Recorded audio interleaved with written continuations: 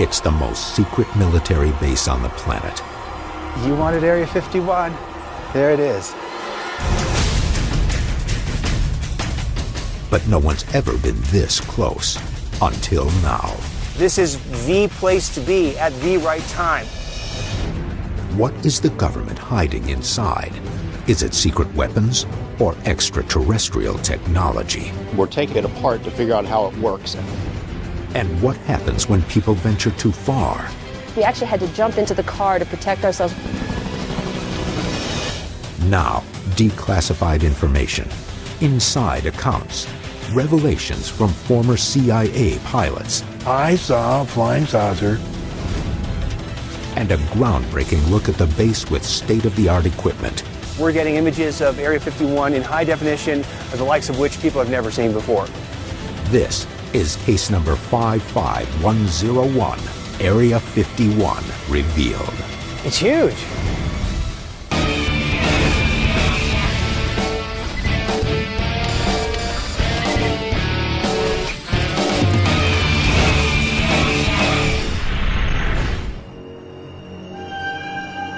October 2008.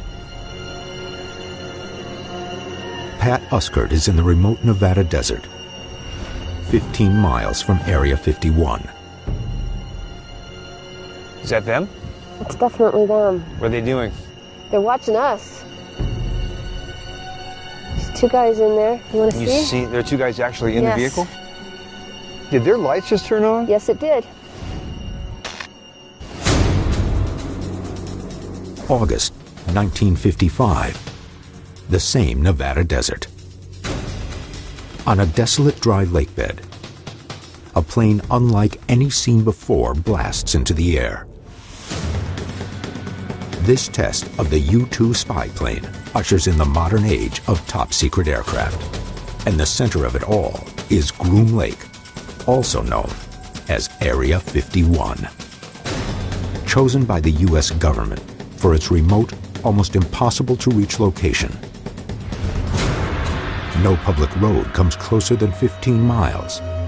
The nearest town, Rachel, isn't established until 1973, and its population is rarely more than 200 to 300 people. For over 30 years, this isolated base in the middle of the desert is shrouded in mystery. Reports of strange lights hovering over the base become regular, and radar captures impossibly fast objects moving in the vicinity. But secrecy remains.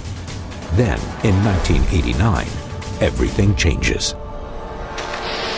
The time where I entered the hangar, I witnessed recovered alien spacecraft that the Department of Naval Intelligence in the United States was back engineering.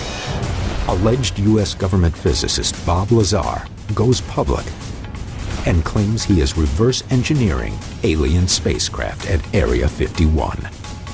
UFO sightings in the airspace above Groom Lake skyrocket.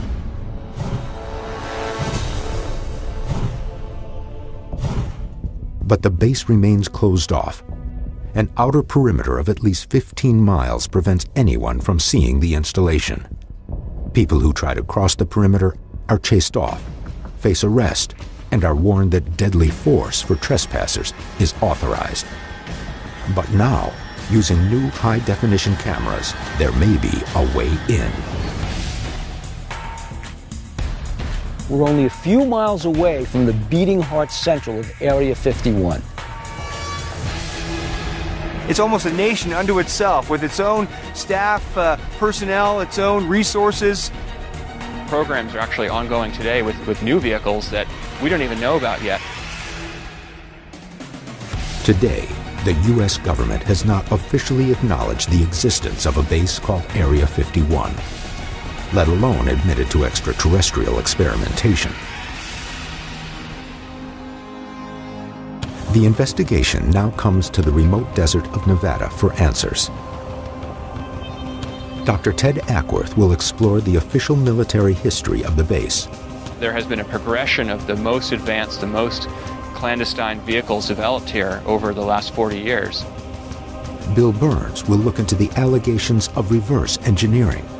The more we get into this story, the bigger and the deeper it gets.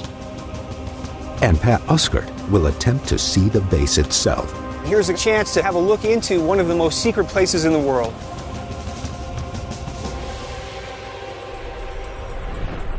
Area 51 gets its name from 1950s era maps.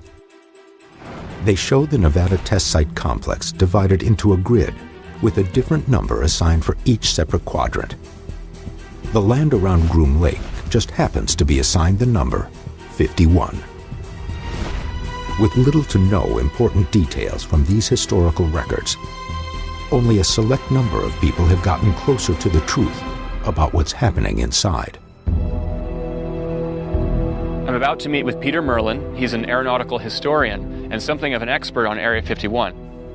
Peter Merlin is a member of the Nevada Test Site Historical Foundation. He has interviewed dozens of Area 51 employees and has studied some of the top secret base's declassified documents and formerly illegal satellite images. Now, the base was first opened around 1955, is that right? It was established in 1955 by the Central Intelligence Agency. The U-2 spy plane was highly classified, and they needed a place to test it outside of the public eye. Engineers initially choose Groom Lake, an enormous dry lakebed, because of the possibility for a 20,000-foot natural runway. But when it becomes apparent the U-2 would be vulnerable to Soviet missile attack, the U.S. military begins ramping up other secret projects. Well, the base of Groom Lake just wasn't ready for that. Didn't have the facilities, the infrastructure, or the runway. So they built it up, and that's how it became a full-scale Air Force base that we know today. By the 1960s, the base becomes ground zero for the development and testing of many top-secret military aircraft. The RB-69A, the F-117, and the B-2. What do you think they're working on in Area 51 now? We're going to probably see a lot more testing of unmanned vehicles now because there's been a big push in the Air Force in that direction. But seeing a test in this highly restricted area is almost unheard of. Yet this is precisely what Pat is about to attempt.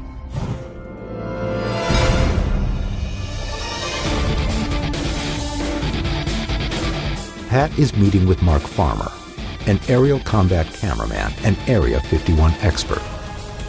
He is taking Pat to view an undisclosed flight path that few have ever been to.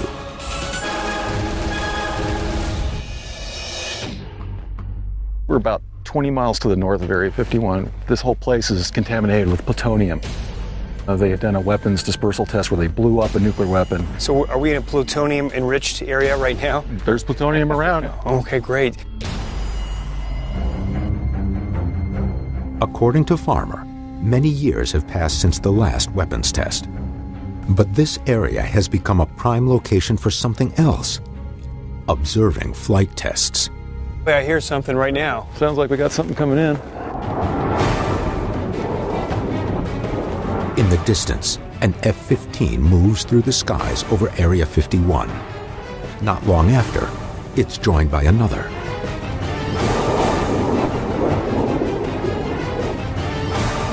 The military may have been alerted to the investigation's presence. Do you think we are being watched? And certainly electronically surveilled. An unknown number of sensors that collect visual and audio data are scattered all across this area of the desert. How would they be monitoring us? School of techniques called electronic support measures, which basically are sucking up just electromagnetic emanations. And we have wireless microphones on right now. We have cell phones, we have walkie-talkies. We've been blasting out all sorts of stuff, so it's very easy for them to pick up. The F-15s make a couple of passes, but soon disappear from sight. No further activity takes place. With the base most likely aware of their presence, Mark and Pat realize they're not going to see any further flights. It's their job to keep that place secret, so of course they're going to do what they got to do. No one knows this better than Bob Lazar, who after years of ridicule drops out of the public eye. But the man who originally broke the story, George Knapp, is still pursuing the facts. Knapp currently works for KLAS-TV, the CBS affiliate in Las Vegas, Nevada. George Knapp broke the Bob Lazar story. George Knapp broke the Area 51 story. In Knapp's report from November 1989, Lazar claims to be reverse engineering extraterrestrial flying saucers at a place called S4 in the Area 51 complex. But proof of Lazar's employment at S4 and at Los Alamos National Laboratory, where he reportedly worked prior to Area 51, seems to disappear. He claims his identity is being erased, and many dismiss him as a fraud. But Knapp finds something shocking in the Los Alamos lab records. We called the lab. They said, no, he wasn't here. We don't have any record of him. And then we found the lab phone book with his name in it. I called him back. I said, well, there it is. Well, we still don't have any records. Was the government trying to hide that Lazar had ever been working at Area 51? So then I got the newspaper article, Los Alamos Monitor. There he is on the front page, and a picture of him with his jet car, and it lists him as a physicist. I went back to the lab. Nah, we don't have anything for him. And I know he was there, not only because of the phone book and the newspaper article, but because I've interviewed 4 or 5 people who worked with him there who said he was there working on classified projects. With strong proof that Lazar worked at Los Alamos, Knapp believes there's credence to his claims. But one of the most bizarre is yet to come. Lazar also divulged to Knapp that while working at Area 51, he came into contact with a powerful alien energy source he called Element 115. He speculated that it came from some other planet or some other solar system, and we're taking it apart to figure out how it works. Lazar claims Element 115 is used to power flying saucers. The key for me was always, did he work at Los Alamos lab? Because if he was working there in a classified position in scientific and technical job capabilities, then it's at least conceivable he could have worked at a place called Area 51. Do you believe Bob Lazar's story? I do. Now, a former CIA pilot is about to confirm Lazar's story and steps forward with a shocking sighting of his own. Just a few minutes ago, we saw one of the government extraterrestrial UFOs. In 1989, alleged government physicist Bob Lazar tells the world he's been reverse engineering extraterrestrial flying saucers at Area 51. Lazar also claims the flying saucers he worked on are powered by a strange alien energy source called Element 115.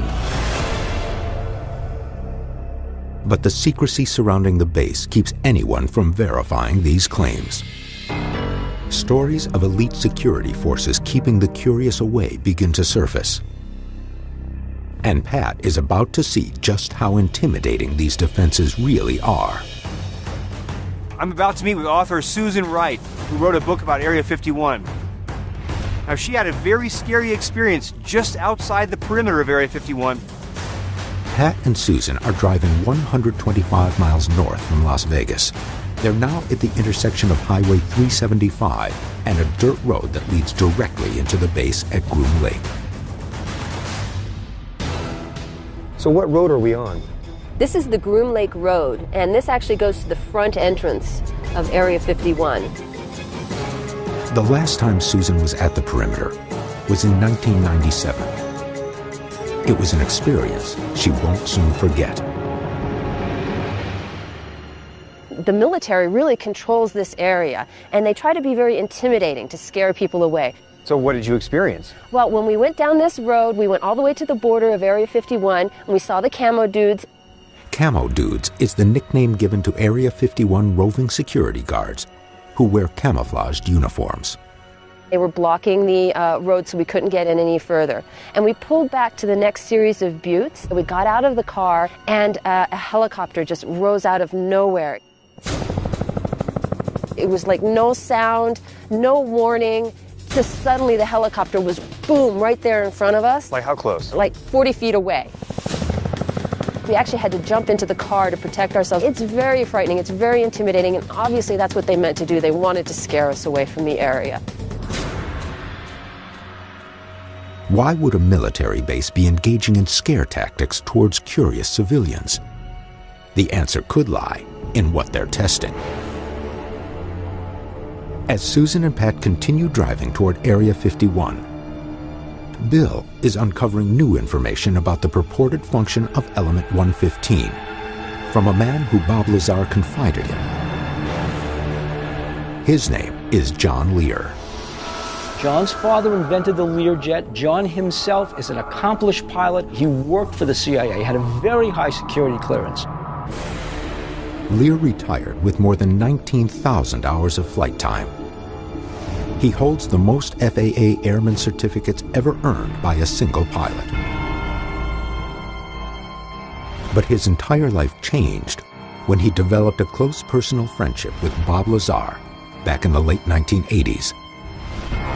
According to Lear, Lazar used to take him on late-night excursions to the outskirts of Area 51 to watch flying saucer tests. You saw a flying saucer at Area 51. No doubt about it. I saw a flying saucer. It was radiating yellow and gold. Bob Lazar told me when it was going to be there, and it was there. In never-before-seen home video from March 22, 1989, John Lear is shown here on the perimeter of Area 51, also referred to as Groom Lake. The voice of the man holding the camera is Bob Lazar. We're standing just about 8 miles due east of Groom Lake, Nevada, the super government secret test site.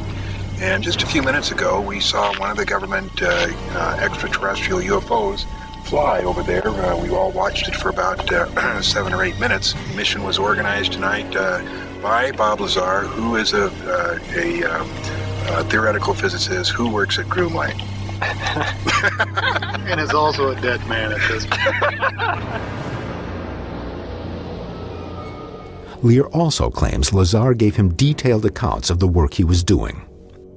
He was trying to back engineer the exact actual engine that propelled this craft hundreds of thousands of light years away.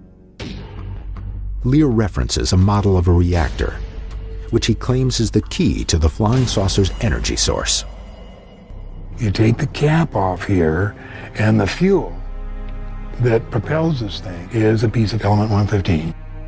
Bob said that we have 500 pounds of this stuff at Los Alamos. They shoot protons into the tip of that Element 115 right there. Yeah. And what it does is it bumps it up to 116, and it instantaneously decays. The number 115 represents how many protons are in the element's atomic nucleus. Lazar claims bombarding element 115 with additional protons raises the number to 116. But the new creation is unstable and quickly breaks apart, releasing enormous amounts of energy. The entire process, according to Lazar, enables flying saucers to break conventional laws of gravity and travel at incredible speeds. Here is our saucer, here is space. What they can do is pull space towards them and wrap it around the craft. That's what enables them to travel through space at, hundreds of light years. While most scientists dispute Lazar's claims about the physics of element 115, John Lear and Bob Lazar contend that it's only beginning to be understood. For anybody who thinks that flying saucers are a myth, a delusion, a hoax, John confirmed everything. John was deeper inside than anybody has ever been, except for Bob Lazar. The activities inside Area 51 may be out of view, but at the perimeter, the operation is all too public. Pat and Susan are now at the northeast corner of the restricted area when they notice they are not alone. There you go, right there. Camo dudes on that hill.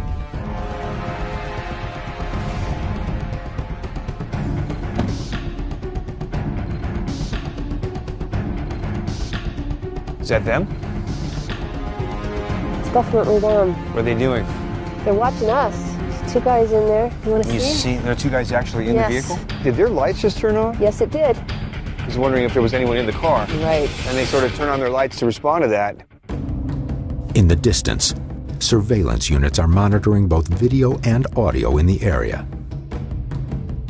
And see, you can see the sensors right there, keeping an eye on us.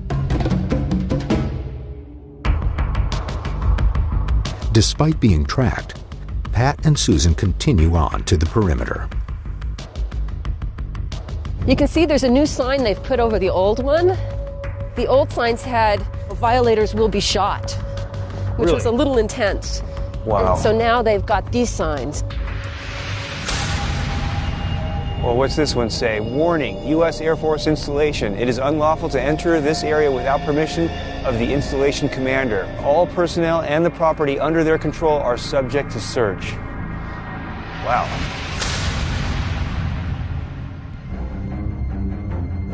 As Pat and Susan begin walking along the orange posts outlining the border, security always maintains a constant line of sight. Well, they reposition themselves so they can see better exactly what we're doing. They want to see where we're going to go and what exactly we're going to do. They're watching us right now. Yeah, they probably have binoculars trained on us right now. I'd like to get out of here. Okay. Can we go? We can go.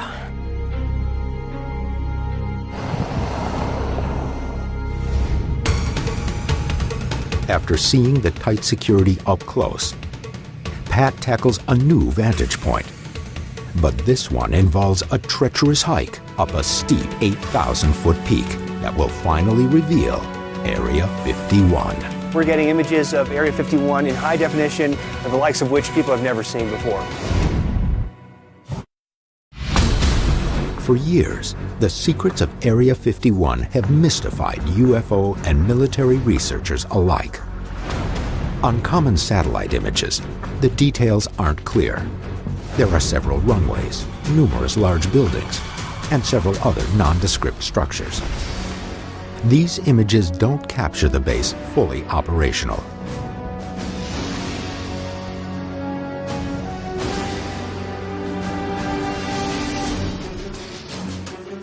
"22 miles off-road from the nearest town, Pat is meeting with experienced Area 51 guide Glenn Campbell, and the two will hike up to a vantage point named Tickaboo Peak. From the top, they'll be able to see the base with their own eyes. We're about to set up our day camp because we're here a little early. The sun is still out, and we want to do this hike at night. We want to be there at sunrise. That's the prime time to see Area 51 in the morning when the sun is coming up. While Pat and Glenn Campbell set up a base camp for the night, 20 miles away, Dr. Ted Ackworth is surveying the skies over Groom Lake. Midway between the Nevada towns of Rachel and Alamo sits a stretch of road where UFOs are frequently reported in the airspace above Area 51. These actual images from over the clandestine base were captured here by amateur videographers. To put this to the test, we've actually contracted with a surveillance company out of Las Vegas, Southwest Surveillance.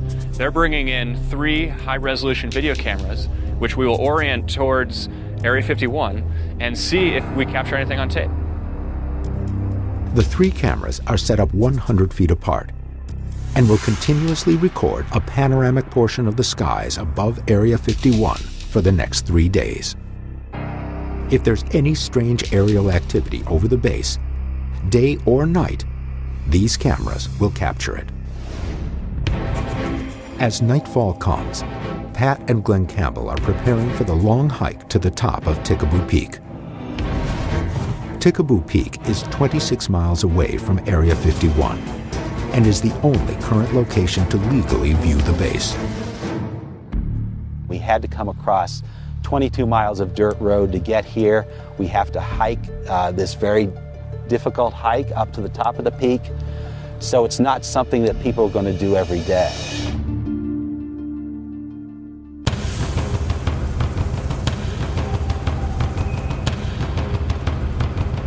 It's midnight. I'm here at the base of Tikaboo Peak at about 6,900 feet.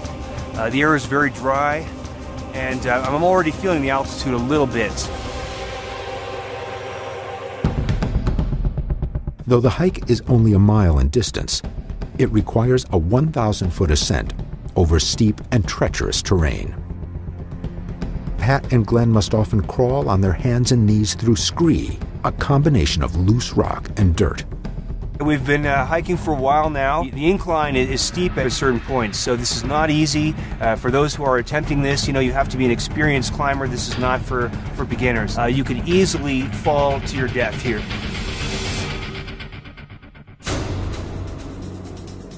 The night hike takes Pat and Glenn nearly 3 hours. Are we almost there? We're just about there, over the next ridge here. As they cross the ridge, the most elusive base in the world comes into view. You wanted Area 51. There it is.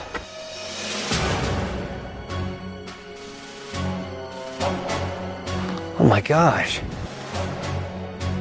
It's huge.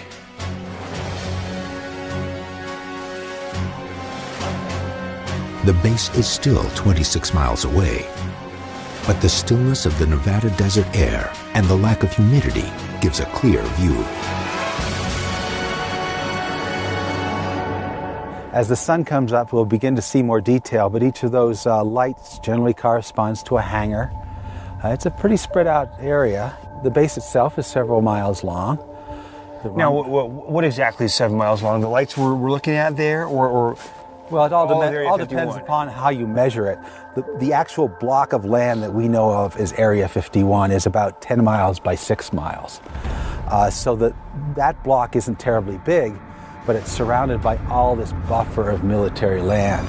So it's really a vast area. This whole military complex is about the size of the state of Connecticut and the state of Rhode Island combined. So it's huge. As the sun begins to rise, these close-up, high-definition views of the most secret base in U.S. history are a television first.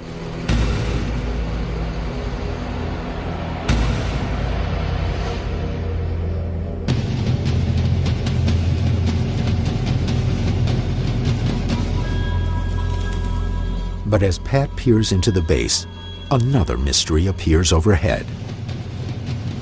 Unmarked jets.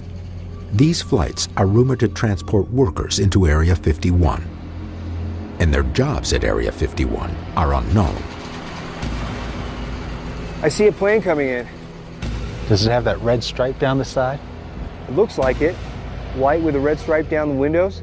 That's the one. It's bringing the workers in. The workers all come up from Las Vegas and fly on those 737 jets. It's like a scheduled airline. They come in on a regular basis. This early in the morning, they're going to be coming in every half hour.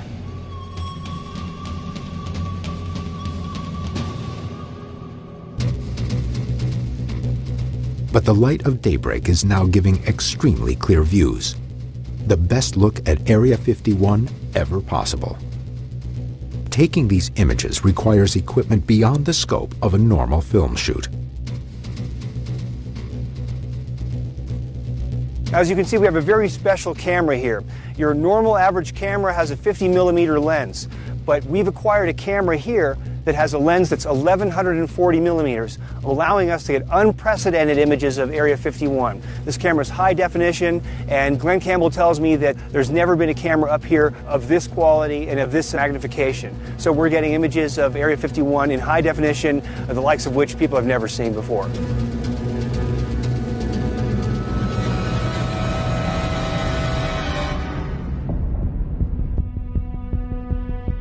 The camera reveals a giant runway and a string of buildings that make up the bulk of Area 51. These inconspicuously positioned hangars, offices, and airstrips in the middle of the Nevada desert are an enigma. But the biggest mystery of all is this giant hangar, which has only recently been constructed. I've run out of adjectives. I can say amazing, fantastic, incredible, but they all don't seem to encapsulate the experience. I mean, for someone investigating UFOs, this is the place to be at the right time.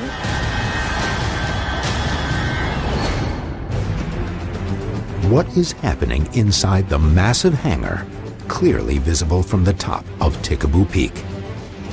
The most current satellite imagery of the base reveals the cutting-edge possibilities. And this big one is really unusual. A drive near the borders of Area 51 has revealed extraordinary security measures. Discussions with a former CIA pilot have explained a theoretical alien technology being tested. And now, a trek to the only legal vantage point of Area 51 has brought back astounding high-definition images of a giant hangar that have raised more questions about what's happening inside.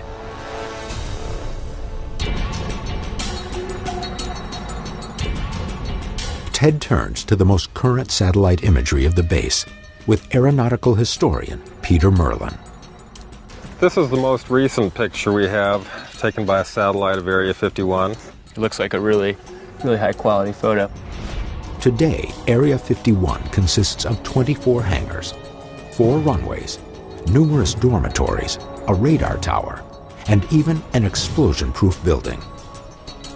But it didn't start out this expansive.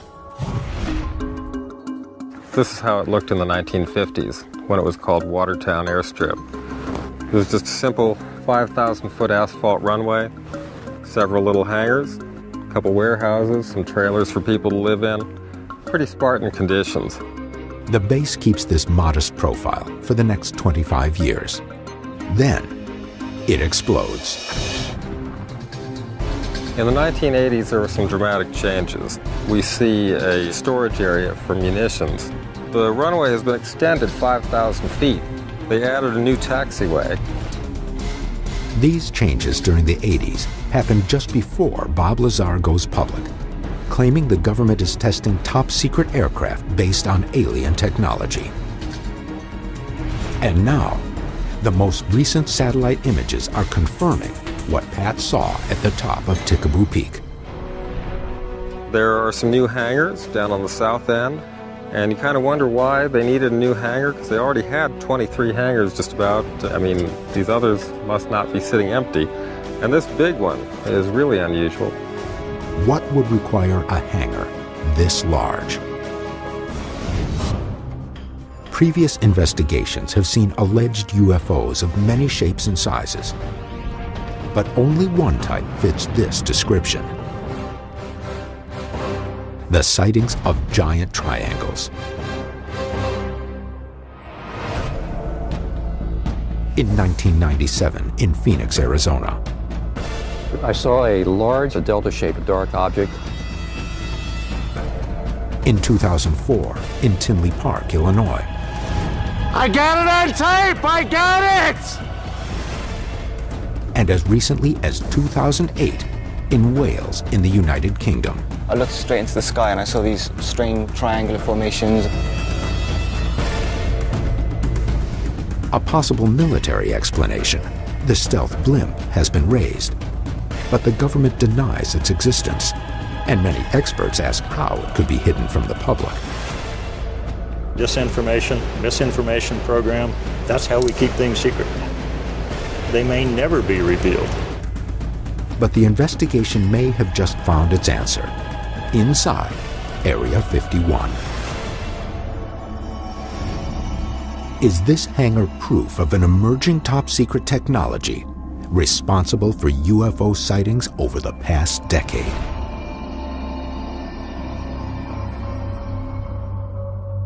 The only way to get this answer is to speak with Area 51 employees. As Glenn Campbell pointed out at the top of Tikaboo Peak, most Area 51 employees are transported to the base in white unmarked airplanes, bearing a red stripe down the side. Research by Campbell and others has revealed they are called Janet flights, and they depart daily from McCarran International Airport in Las Vegas. Pat and Glenn are attempting to track these anonymous Janet flights from the ground, while Bill and Mark Farmer are observing the Janet flights from the 18th floor of the Tropicana Hotel, one of the only locations in Las Vegas that provides an actual view of the Janet flight terminal. Mark is going to track the numbers of the flights that we think are Janet flights. Then we're going to run them on the FAA database and see who owns these planes. Circling the perimeter of McCarran International Airport, Pat and Glenn search for a line of sight. Now, what does Janet actually stand for? There's various acronyms. That could be Joint Army Navy Transport is one possible acronym, but no one knows for sure what Janet means. It's just a call sign. These actual tower tapes from McCarran Airport confirm the use of the Janet call sign. Las Vegas approach Janet 721. Approach Janet 210-15. So these are the same jets we saw from Tikaboo Peak. The same ones. They left Las Vegas 20 minutes before, and then they're up at Area 51. So this is their daily commute. We're seeing the planes take off here, they land in Area 51. Every secret base has to have some connections to the outside world, and this is a major connection right here. Back in the hotel, Bill and Mark are tracking departing Janet flights and noting each plane's tail number. Okay, the one that's loading right now is November 5177 Charlie. Running Janet flight tail numbers on the Federal Aviation Administration's flight database website confirms the government's investment in the airline. 6662 Bravo Alpha. It is registered to the United States government. So what's going on here? You were just driving around the airport and you looked over there, you wouldn't think anything of this facility. If you look a little closer, you see the barbed wire, you see the guard shack, you see that there's no markings on the building. It's hiding in plain sight is what it is. Getting Area 51 employees to speak publicly is nearly impossible. But Bill Burns has managed to track one down. The time we were out there, we were non-existent.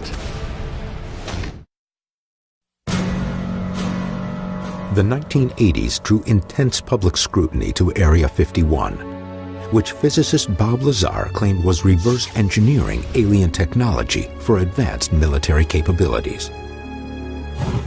Lazar has fallen out of the public eye in recent years and rarely speaks about his experiences. But new looks at the base have revealed the potential for something massive in development. And now, Bill has managed to track down a former employee of the top secret base. I'm meeting with T.D. Barnes, a former engineer at Area 51. T.D. Barnes is employed at Area 51 from 1968 to 1972 as an electrical engineer. He's crucial in the development of numerous top-secret aircraft that have since been declassified, like the A-12 and the F-117. According to him, the true identity of each and every Area 51 engineer is kept secret while working at the base. We did have pseudo names, had code names, so the time we were out there, there's no really record. We were non-existent. Barnes's description may help validate the claims of Bob Lazar, who was never able to produce any form of proof he was ever employed at Area 51.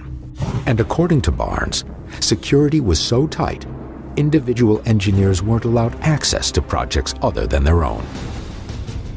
There were times when something would be going on outdoors that none of us needed to see. And we would go to the mess hall and they'd pull blackout curtains and we'd sit there for 2 or 3 hours. If any strange technology was being tested, if you weren't a part of the program, you didn't see it.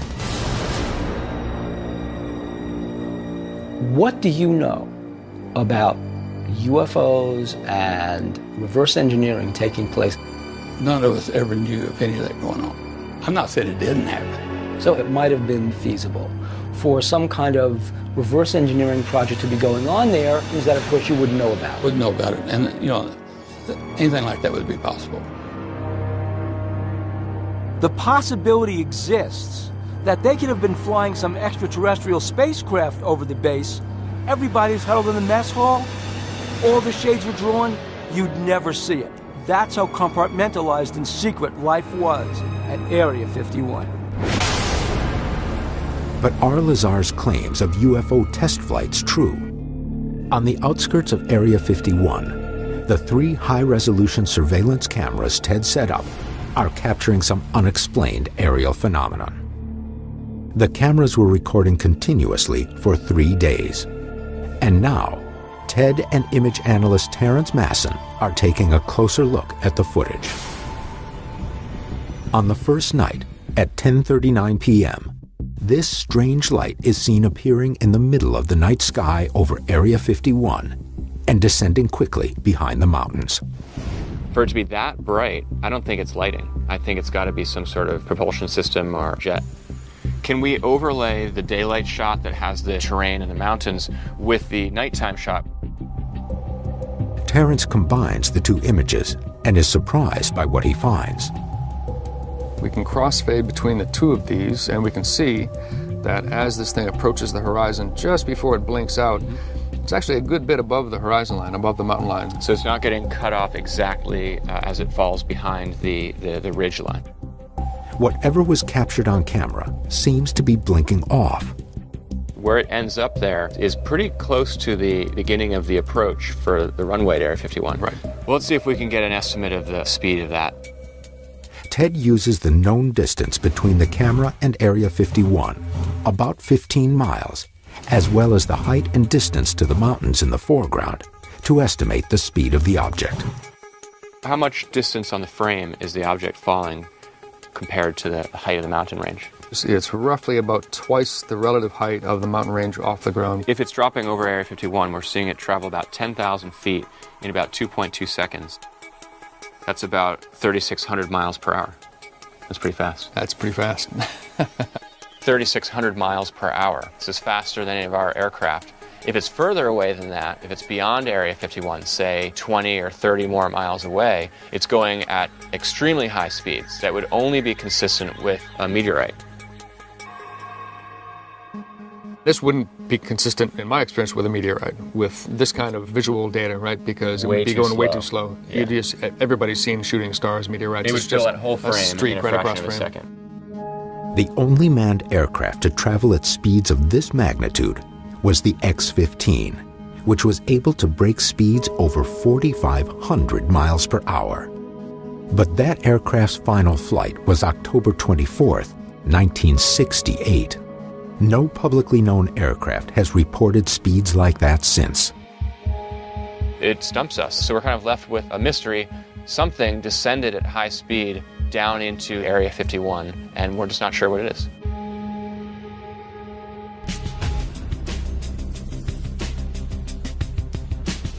We've driven around this place, we've tried to look inside. What we have here is ultimate secrecy. Area 51 is fact, it's not fiction. It's been here since 1955. While the facility itself has never been secret, what happens in the facility has always been extremely top secret. After everything else is eliminated, what is the big secret of Area 51? Are the saucers still out there in those mountains? What are they hiding? What's there? The closest looks at Area 51 prove that the base is still active. And with massive hangars, impossibly fast objects, and recent sightings of large triangles all across the globe, Area 51 may be the source of a worldwide UFO phenomenon.